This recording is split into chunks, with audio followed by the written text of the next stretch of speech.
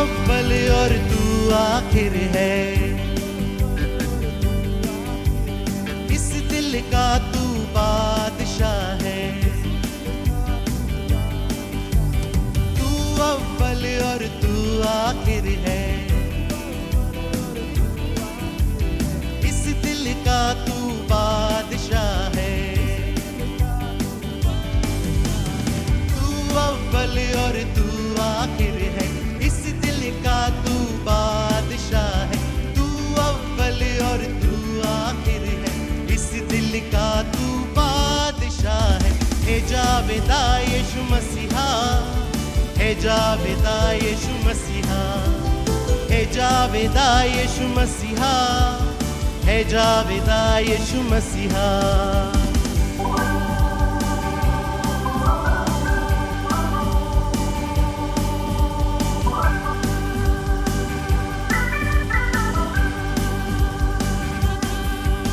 फरिश्तों की भी राग तू है, भजते तेरा नाम यीशु है।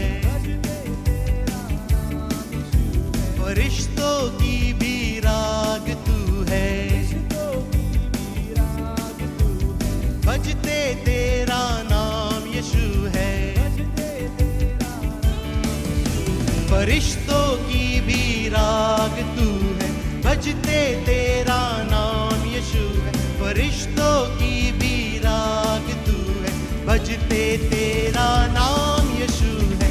हे जावेदा यीशु मसीहा, हे जावेदा यीशु मसीहा, हे जावेदा यीशु मसीहा, हे जावेदा यीशु मसीहा।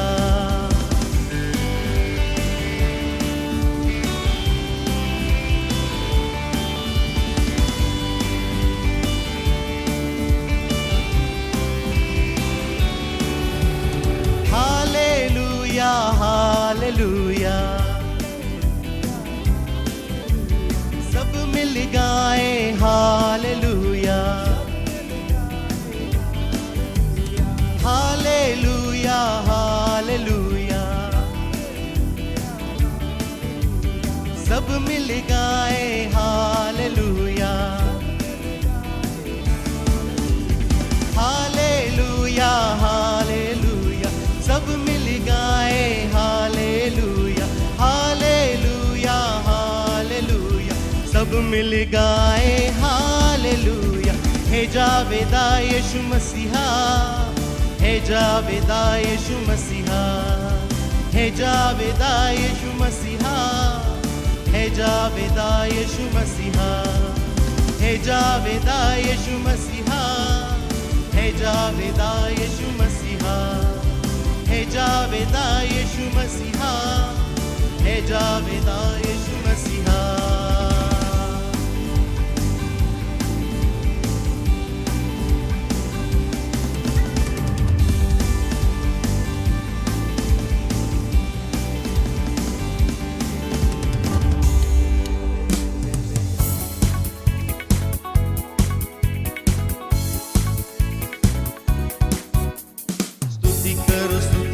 स्तुति करो मेरे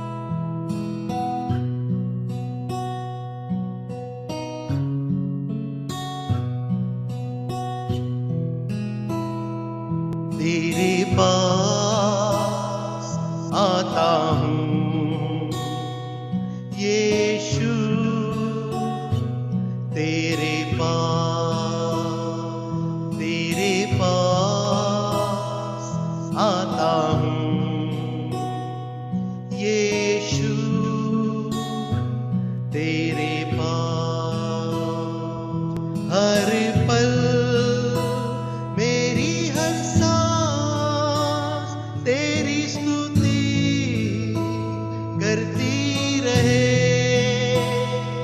हर दिन। मेरी हर बात तेरी महिमा गाती रहे हर पल। मेरी हर सांस तेरी स्तुति करती रहे हर दिन। मेरी हर बात तेरी महिमा गाती रहे। यीशुआ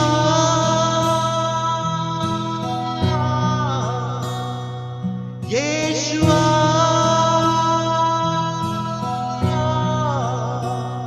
यीशुआ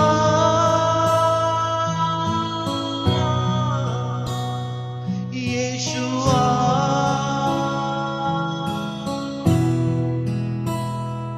तेरे पास आता हूँ यीशु, तेरे पास आता हूँ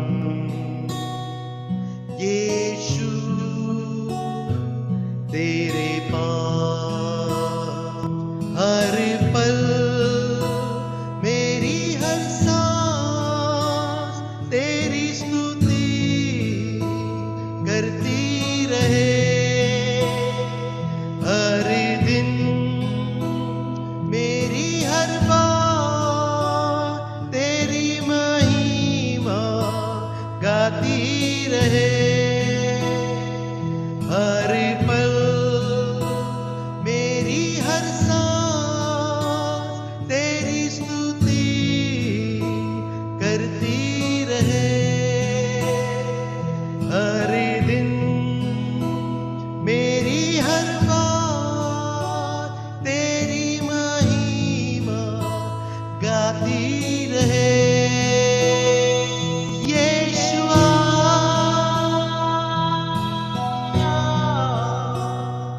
यीशुआ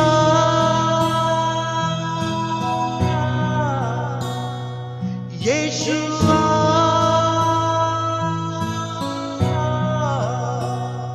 यीशुआ।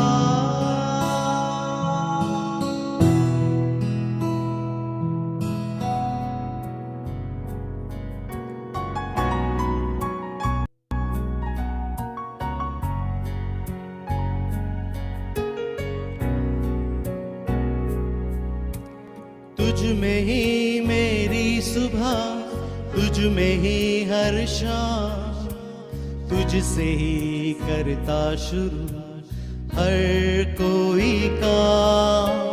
तुझ में ही मेरी सुबह, तुझ में ही हर शाम, तुझसे ही करता शुरू हर कोई काम। शुक्रिया करता हूँ मैं लेके यीशु नाम, आदर और धन्यवाद आज तेरे नाम। शुक्रिया शुक्रिया शुक्रिया यीशु तेरा। शुक्रिया शुक्रिया शुक्रिया यीशु तेरा।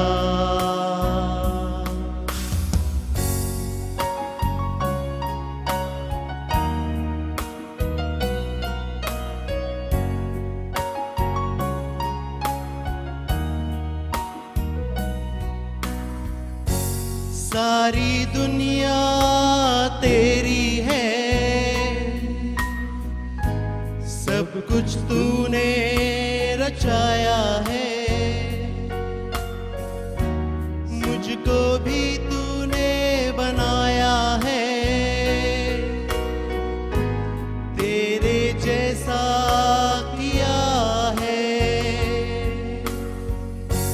सारी दुनिया तेरी है,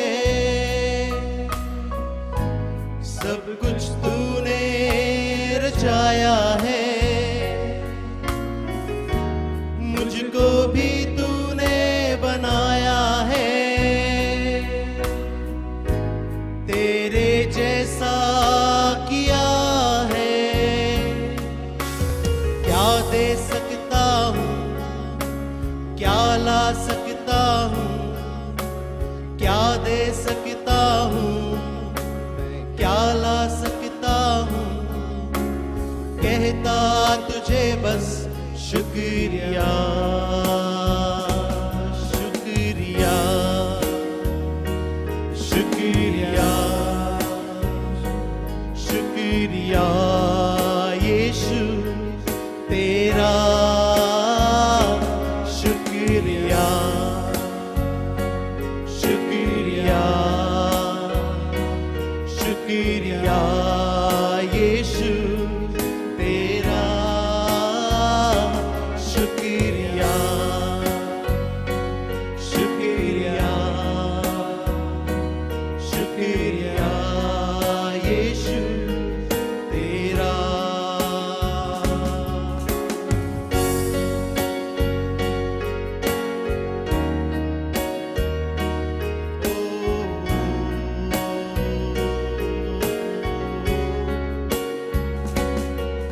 मैं हाथ उठाकर गाऊंगा, यीशु तेरा नाम रहे ऊंचा। मैं हाथ उठाकर गाऊंगा, यीशु तेरा नाम रहे ऊंचा।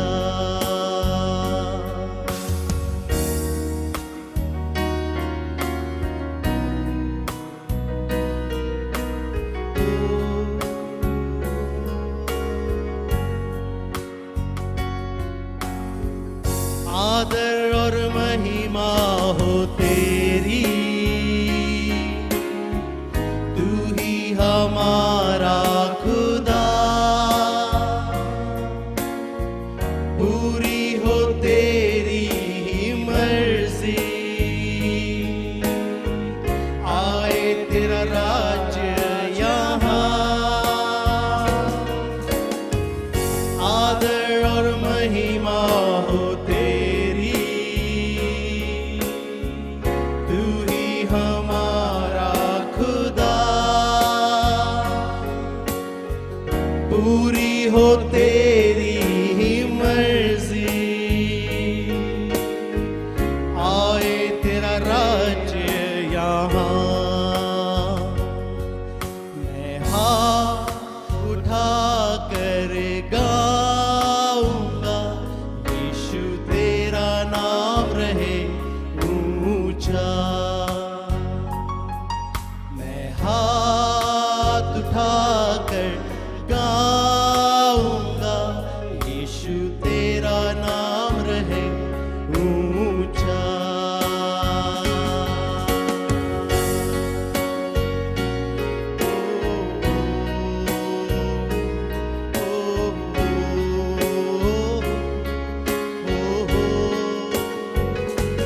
शुक्रिया, शुक्रिया, शुक्रिया तेरा, शुक्रिया, शुक्रिया, शुक्रिया तेरा, शुक्रिया, शुक्रिया, शुक्रिया यीशु तेरा, शुक्रिया, शुक्रिया, शुक्रिया यीशु तेरा। Greetings to all of you in the name of the Lord Jesus. यीशु मसीह के नाम से आप सबका स्वागत करते हैं। I am sure you are happy to be in your homes and ready to learn something from the Word of God. और मुझे आशा है कि आप सब अपने घरों में रहकर आनंदित हो और तैयार हो परमेश्वर के वचन से कुछ सीखने। We have almost come to the end of this year, हम इस साल के अंतिम पड़ाव में अब आ चुके हैं and it has been a very interesting year. और एक काफ़ी रोमांचक साल रहा है It has been a very memorable year. और ये बड़ा ही यादगार साल रहा है। fortunes have swayed up and down.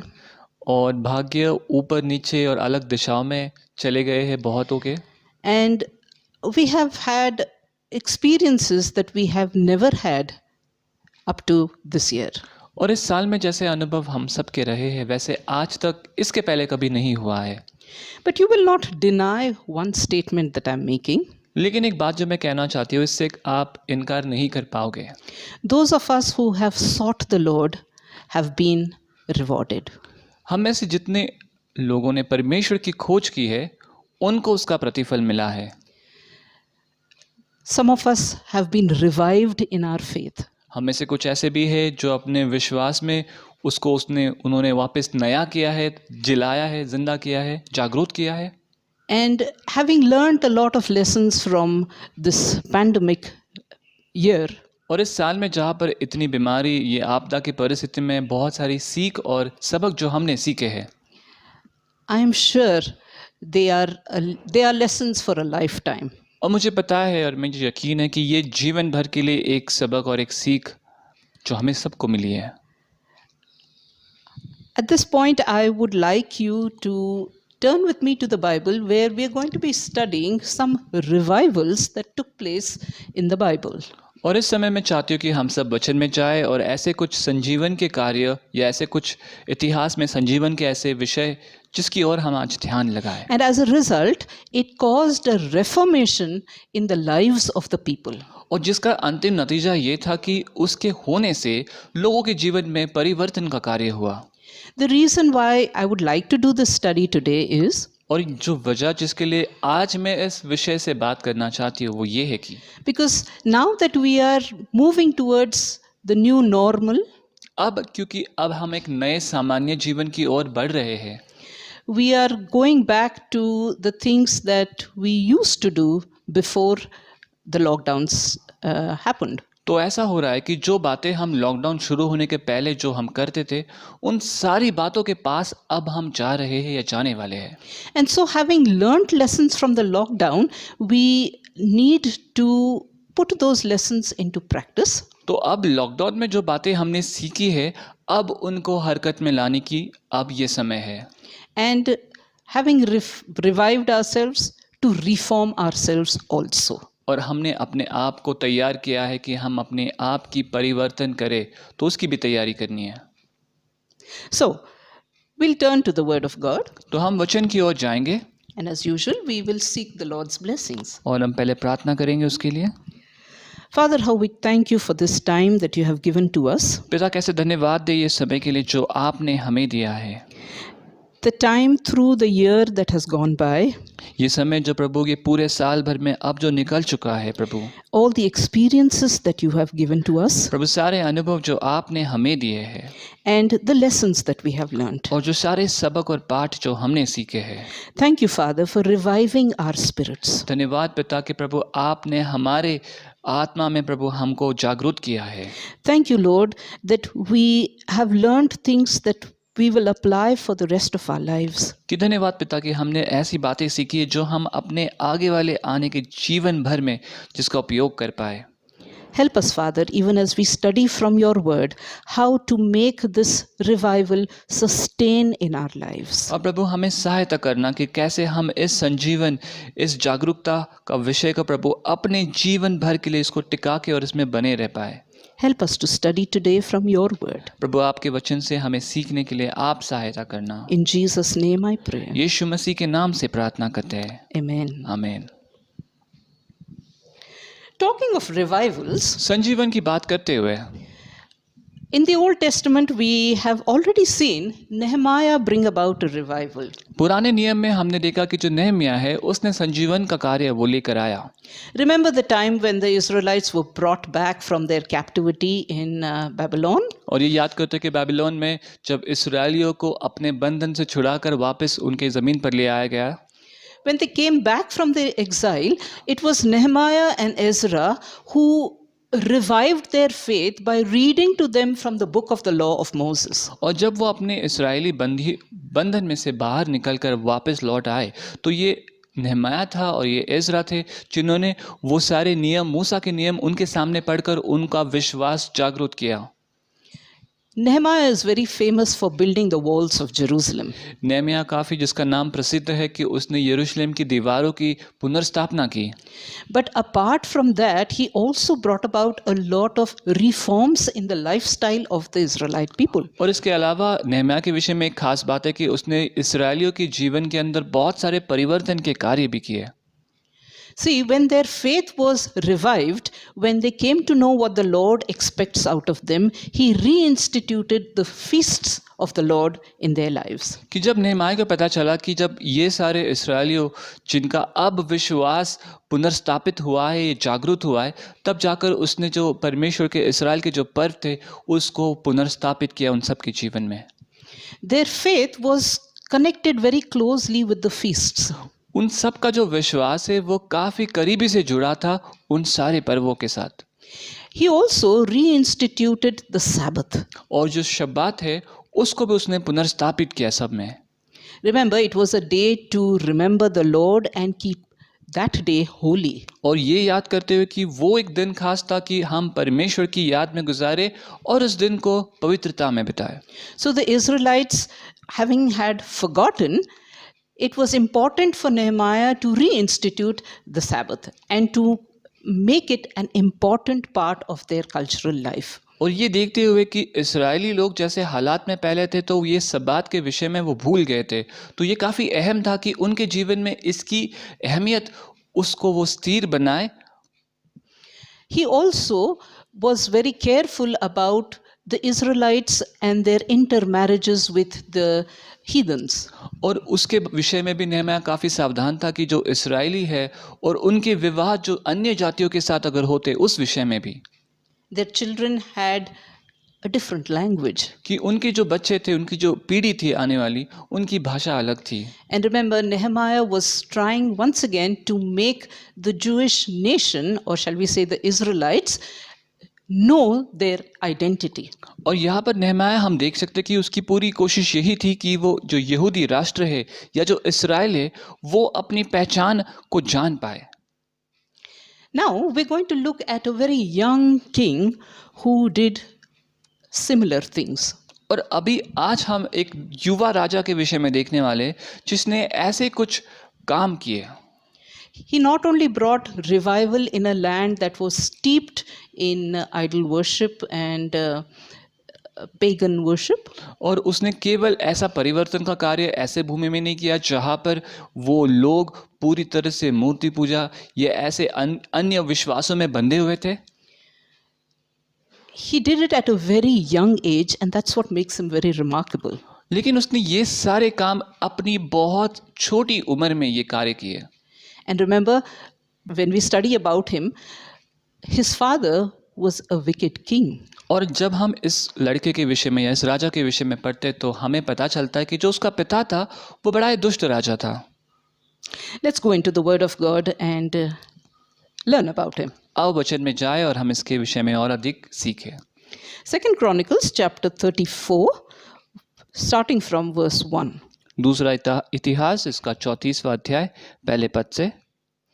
Josiah was 8 years old when he became king, and he reigned in Jerusalem 31 years. He did what was right in the eyes of the Lord and walked in the ways of his father David, not turning aside to the right or to the left.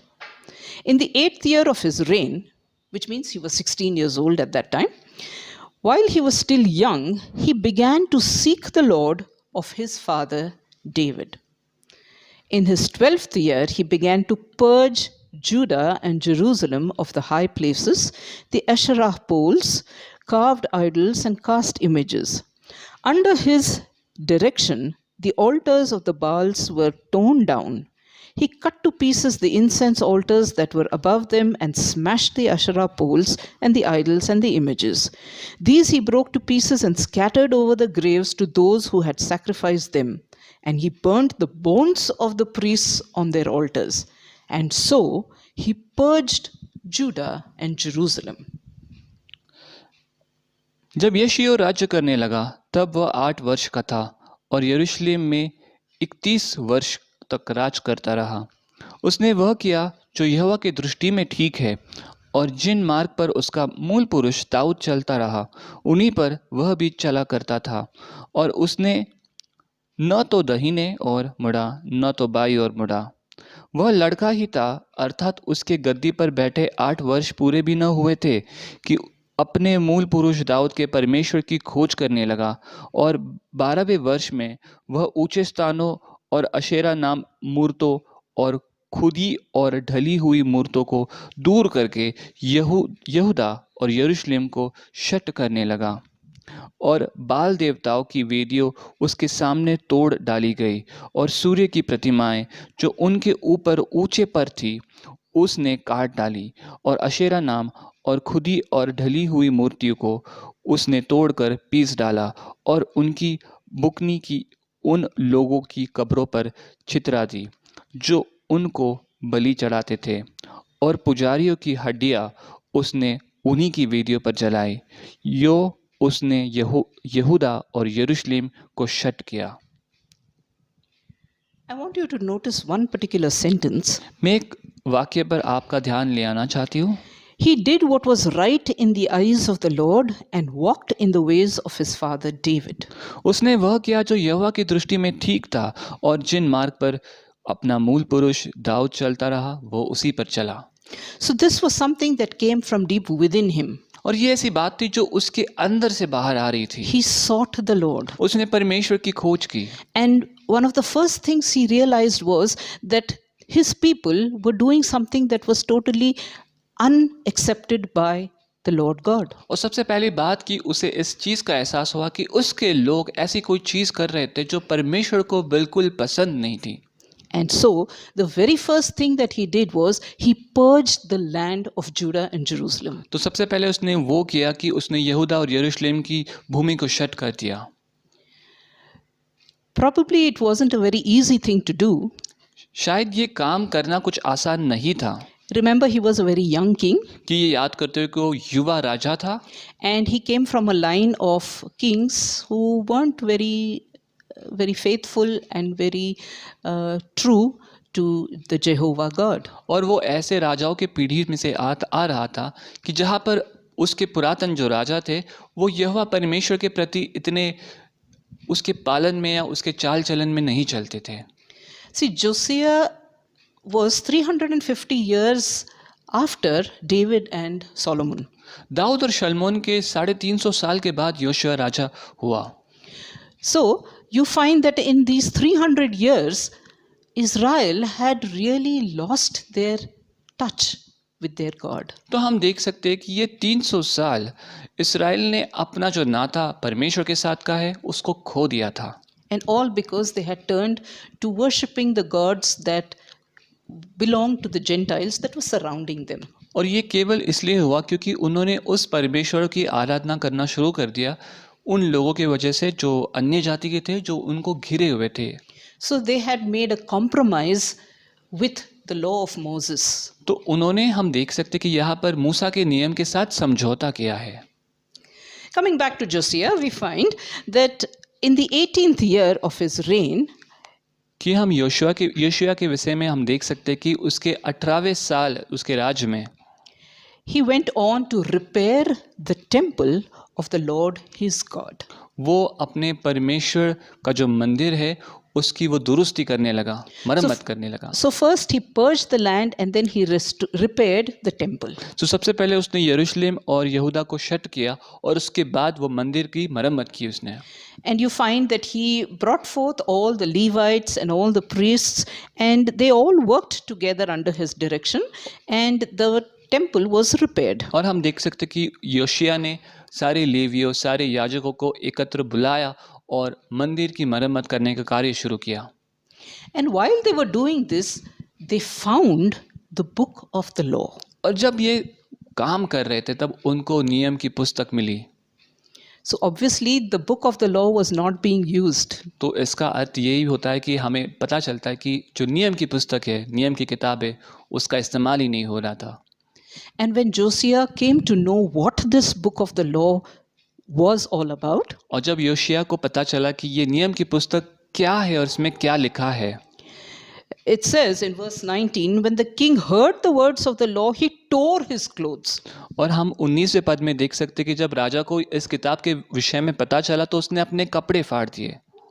See, he tore his clothes out of sheer repentance and sheer, feeling sorry that they had gone so far away from what they should have been. और उसने अपने वस्त्र इसलिए फाड़े क्योंकि उसे पछतावा हुआ, पश्चाताप हुआ कि अब तक इतने सालों तक क्या हो रहा था इस भूमि में।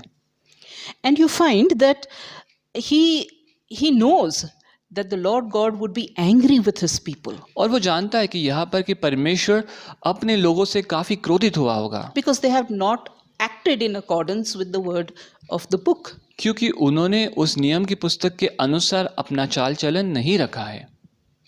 So now he goes about finding a prophet in the land. तो अब जाकर वो भूमि में ऐसे भविष्यवक्ता की खोज में है And he finds a prophetess called Huldah. और उसको एक स्त्री मिल जाती है जो भविष्यवक्ता है जिसका नाम है Halda. Interesting that he found a prophetess. ये काफी रोमांचक है कि उसको भविष्यवक्ता की खोज थी लेकिन उसे ऐसी स्त्री मिली जो भविष्यवक्ता निकली। And he sent a message to her asking her to find out what the Lord had to say about this situation. और उस राजा ने उस भविष्यवक्ता स्त्री को संदेशा पहुंचाया कि वो परमेश्वर से खोजे कि परमेश्वर क्या चाहता है इस भूमि से और क्या उसका संदेशा है। Of course, the message that the prophetess sent was a very heartening message saying that because Josiah had responded to what he had found, God would spare him and not allow him to see the destruction. और ये गौरतलब है कि भविष्यवक्ता स्त्री ने जब सुना इस संदेश को तो उसने परमेश्वर की खोज कर कर यही संदेशा जवाब में पहुंचाया कि परमेश्वर चाहता है कि जो योशिया राजा ने कार्य किया है, जैसे अपना चाल चलन चलाया है इस भूमि के प्रति, तो परमेश्वर अपना क्रोध इस ज़मीन से निकालेगा और पुनर्स्थापना का कार्य करेगा। He would be spared. और वो बचाया जाएगा। But the point I want to make to you this evening is about the reforms that he made. और जो मुद्दा मैं आज शाम को पेश करना चाहती हूँ वो ये है कि जो परिवर्तन के कार्य वो राजा योशिया ने लाए। See, having revived the faith in Israel, कि इस्राएल के भूमि में लोगों के अंदर उस विश्वास को जागृत करना, it was important for him to do things that would allow this faith to be sustained through the years. तो ये काफ़ी अहम था कि वो ऐसे कुछ कार्य करे, ऐसे कुछ चीज़ें करे जिससे ये जो विश्वास है ये बना रहे, टिका रहे पूरी भूमि में। And so what he did was he brought up all the men and all the people, Levites and elders from the land up to the temple. और उसने क्या किया, उसने सारे पुरुष जितने भी लेवीय थे, जितने भी याजक थे, उन सबको मंदिर की ओर वो ले आया। And all the people from the least to the greatest, he read their hearing all the words of the book of the covenant. और उसने क्या किया, छोटे से लेके बड़े सबके लिए, सबके सामने उसने उस नियम की पुस्तक से वो सारे नियम पढ़े उसने। See, the word of God is the very anchor of your life. और हम देख सकते हैं कि जो परमेश्वर का वचन है वो एक लंगर है हमारे जीवन के लिए। And so the word of God really forms the basis of this sustenance in our faith. तो हमारे विश्वास के टिकाव के लिए वो परमेश्वर का वचन ही है जो एक नींव का कार्य करता है। See, the social life can be transformed only when you find people believing in the same things. हम सामाजिक जीवन में परिवर्तन तभी देख सकते हैं जब हर एक व्यक्ति उस समाज में एक ही बात पर विश्वास या यकीन करता है। And the word of God is that final authority, that standard. और वो परमेश्वर का वचन ही है जो अंतिम अधिकारी का कार्य कर सकता है, जो उस चीज को टिकाए रखे। And here you find और यहाँ हम देख सकते हैं that everyone in Jerusalem and Benjamin pledged themselves to it, meaning the book of the covenant. और यहाँ हम देख सकते हैं कि आगे वचन में कि यरूशलेम और बेंजामिन में हर एक व्यक्ति ने उस नियम की पुस्तक के प्रति अपने आप को झोंक दिया और कबूल किया उसे। They pledged to follow the Lord and keep his commandments and regulations and decrees with all their heart and their soul. और उन्होंने प्रतिज्ञा की कि परमेश्वर के आज्ञा और परमेश्वर के जितनी भी बातें उसके प्रति हम अपनी प्रतिज्ञा लेते हैं और उसके अनुसार जिएंगे। And that was what the king did. और यही बात है जो राजा ने पहले की। The king was standing right there when the book of covenant was being read. और जो नियम की पुस्तक जब वहाँ पर पढ़ी जा रही थी, वाचा की पुस्तक, तब वो राजा वहीं पर उपस्थित था। So what the king did, the people did. जो राजा ने उस समय किया वही लोगों ने भी किया। And so we find that Josiah removed everything that was not of Jehovah God. तो हम देख सकते हैं कि योशिया राजा ने जो भी परमेश्वर यहोवा का नहीं था उस सब को निकाल दिया। And he reinstated worship in the temple. उसने फिर एक बार मंदिर के अंदर आराधना को पुनर्स्थापित किया। He reinstated the feasts उन सारे पर्वों को उसने पुनर्स्थापित किया and got all the people of Jerusalem to do the same. और सारे यरूशलेम को वही कार्य करने में उसने जुटा दिया। And that is why Josiah is known as a great reformer. और इसीलिए योशिया को एक महान परिवर्तन का कार्य करने वाला बोला जाना जाता है। And I will not forget to tell you that age is just a number. और मैं ये आपको बताना चाहती हूँ कि उम्र बस एक आंकड़ा है। He started at 16 उसने 16वीं उम्र में शुरुआत की and he accomplished a great thing before he died at 39. और 39 साल होने के पहले उसने बहुत सारी चीज़ों को हासिल किया और मुकम्मल किया। Coming to the 20th century, और 20वीं सदी में आते हुए we find हम देख सकते हैं that the Pentecostal movement has become a revival of our faith today. जो पेंटिकॉस्टल जो संजीवन का कार्य है वो एक संजीवन बना है और एक बड़ी बुनियादी चीज़ बना है हमारे विश्वास के लिए। Of course, we know that the author of it is the Holy Spirit himself. और हम जानते कि इसका रचनाकार और कोई नहीं लेकिन वो पवित्र आत्मा है। But there were some human beings also who were involved. लेकिन ऐसे मनुष्य भी थे जो इसके अंदर शामिल थे। In 1906, 1906 साल में there was a man called William Seymour, William Seymour करके एक व्यक्ति का नाम था and he was the leader of a movement called as the Azusa Street Revival. एक अजूजा स्ट्रीट रिवाइवल नामक मूवमेंट थी या एक कोई उनका कार्य था तो उसका वो एक चलाने वाला था व्यक्ति।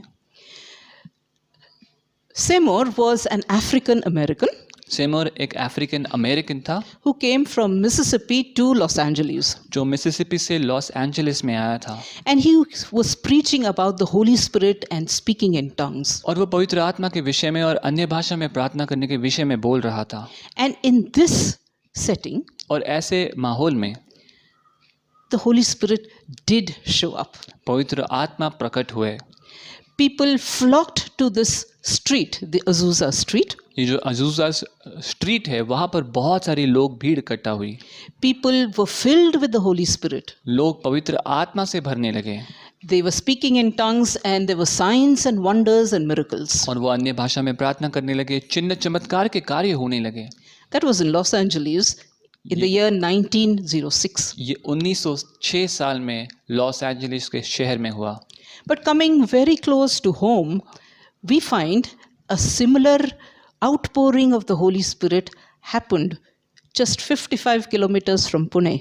और हम अपने आसपास के इलाके में आते हुए पुणे से 55 किलोमीटर दूर में ही पवित्र आत्मा का उंडेलने का एक महान कार्य हुआ था। I'm talking about a place called Kedgaon, और मैं एक जगह की बात कर रही हूँ जिसका नाम है Kedgaon, where Pandita Ramabai, in the later part of the 1890s, 1890 के दशक में उसके अंतिम सालों में पंडित रमाबाई ने वहाँ पर वो एक संजीवन का महान कार्य हुआ। she started a home for destitute women and girls. और उन्होंने निराधार लड़कियों के लिए और स्त्रियों के लिए एक आश्रम वहाँ पर बनाया था। And it was in this place और ये यही जगह पर जो where on June 30th, 1905, और वहाँ पर जून 30 तारीख को 1905 साल में the Holy Spirit filled the place. पवित्र आत्मा ने उस पूरे जगह को भर दिया। There were young girls who were weeping and crying bitterly, repenting for what they had done. और वहाँ पर जवान लड़कियाँ थी जो बहुत ज़्यादा रो रही थी और पश्चाताप कर रही थी हर एक बातों के लिए जो उन्होंने की है। And you find that this spread to all the inmates of the ashram. और आश्रम के अंदर जितने भी लोग वहाँ पर मौजूद थे उन सब को उस बात का प्रभाव हुआ, उस स्पर्श हुआ।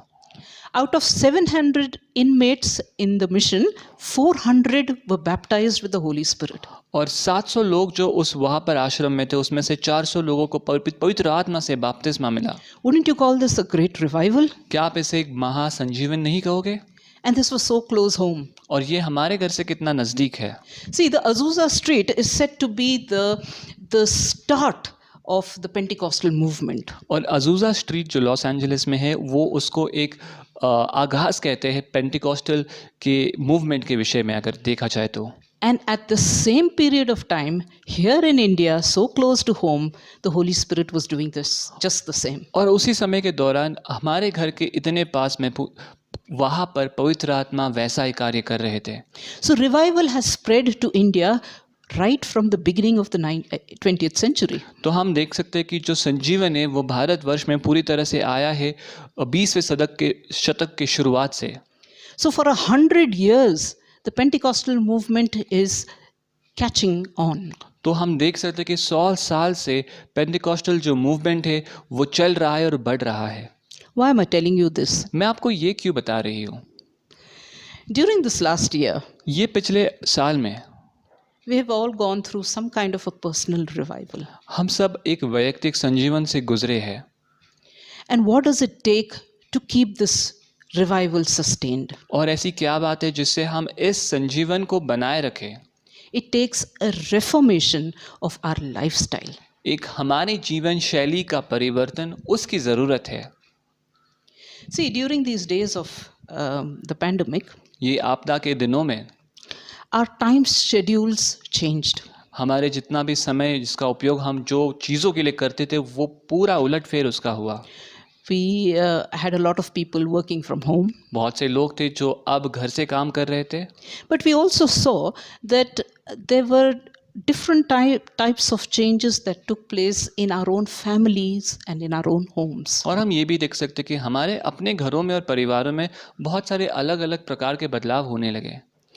When fear was stalking the streets of our city, जब हमारे शहरों के रास्तों पर डर उसका राज चल रहा था, we huddled together in our homes and prayed. हम सब एक साथ अपने घरों में एकत्रित होकर प्रार्थना में थे।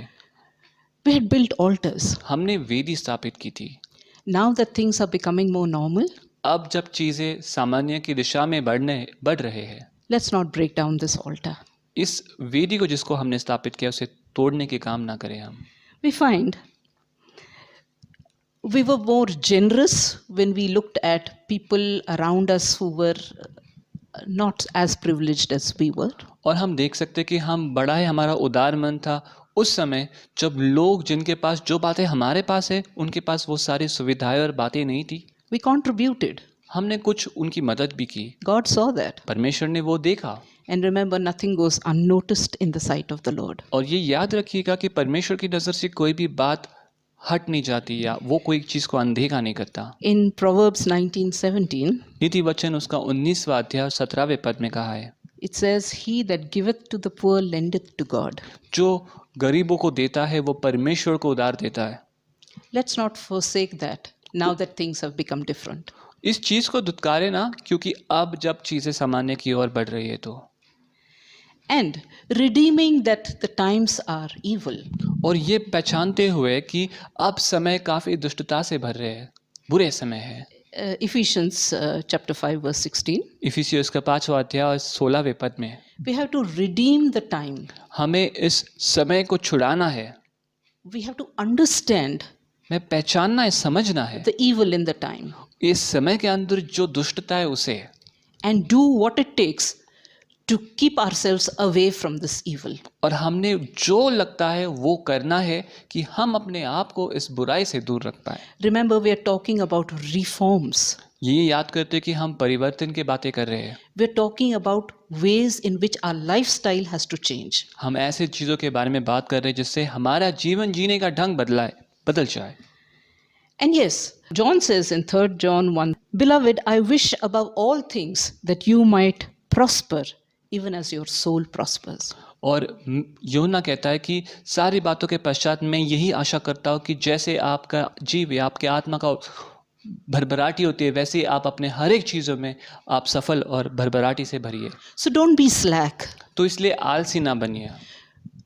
God has revived us, has brought us closer to Himself, has made us understand how to use our time. परमेश्वर ने हमको जागरूक किया है, हमको संजीवन दिया है, कि हमको समझाया है कि हम अपने समय का किस प्रकार उपयोग करें।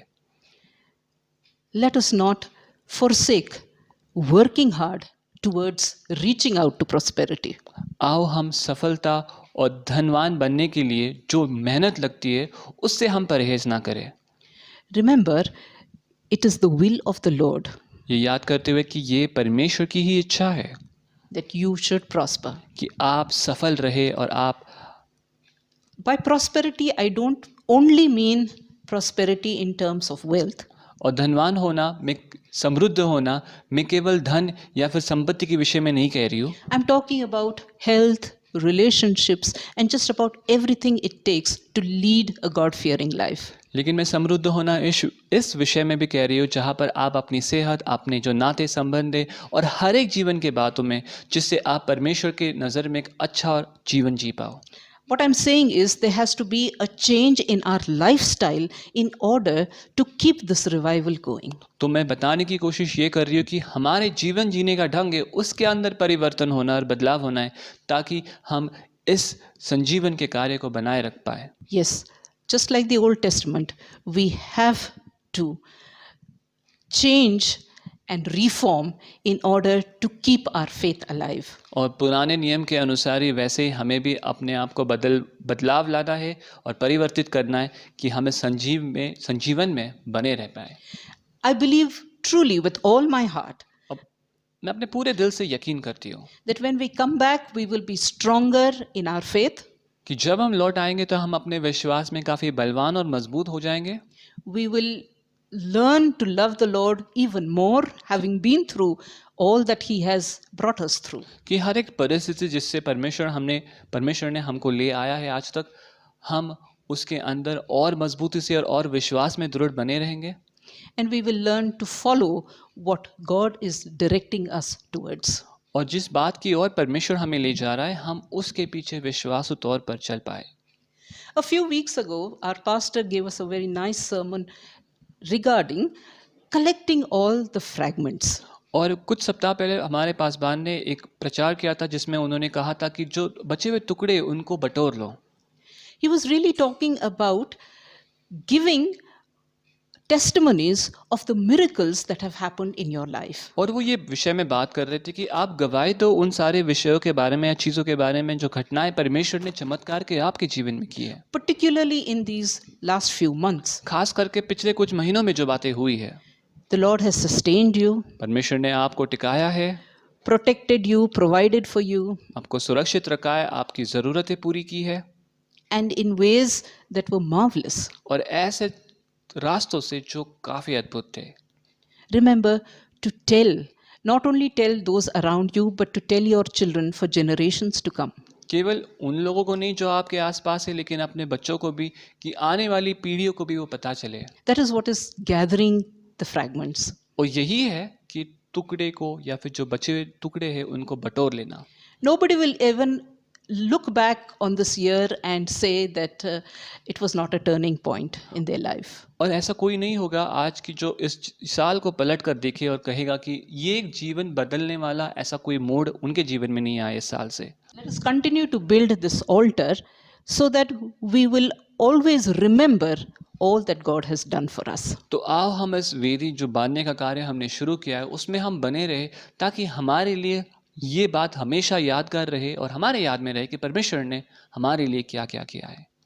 Hope to see you soon. और यही उम्मीद करते हैं कि हम आप सबको जल्द ही देख पाएंगे, With a renewed mind, एक नए मन के साथ, with a strong faith, एक मजबूत विश्वास के साथ, and with a strong resolve और एक मजबूत प्रण और सामर्थ्यवान प्रण के साथ, not to go back to those old ways. कि फिर एक बार वो पुराने रास्तों पर नहीं हम लौटेंगे। Shall we pray? आओ हम प्रार्थना करें। Father, how we thank you for this time of learning at your feet. पिता, हम कैसे धन्यवाद दें कि आपके चरणों के पास जो हम आज सीख पाए हैं। Thank you, Lord, for making us realize what you desire of us. धन्यवाद पिता कि आपने हमें एहसास दिलाया कि आप हमसे क्या इच्छा करते हो। Thank you for all those times that we carry testimonies of you having blessed us, revived us, protected us, provided for us. धन्यवाद पिता कि आपने उन सारे अवसरों के लिए प्रभु जब आपने हमको सुरक्षित रखा, हमारी ज़रूरत पूरी की और आप हमारे साथ रहे, वो सारी गवाहियों के लिए। Help us to never forget them. प्रभु हमें मदद करना कि हम इन सारी बातों को कभी भी ना भूल पाए, And when we come back together, और जब हम एक साथ प्रभु लौट आए ready to worship you with one accord, कि एक होकर प्रभु आपकी आराधना करें हम। help us, Father, to be stronger in our faith and in our love for you. प्रभु हमें सहायता करना कि हम अपने विश्वास में और आपके प्रति प्रेम में हम मजबूती से खड़े रह पाए। In Jesus' name I pray. यीशु मसीह के नाम से प्रार्थना करते हैं, Amen. आमीन।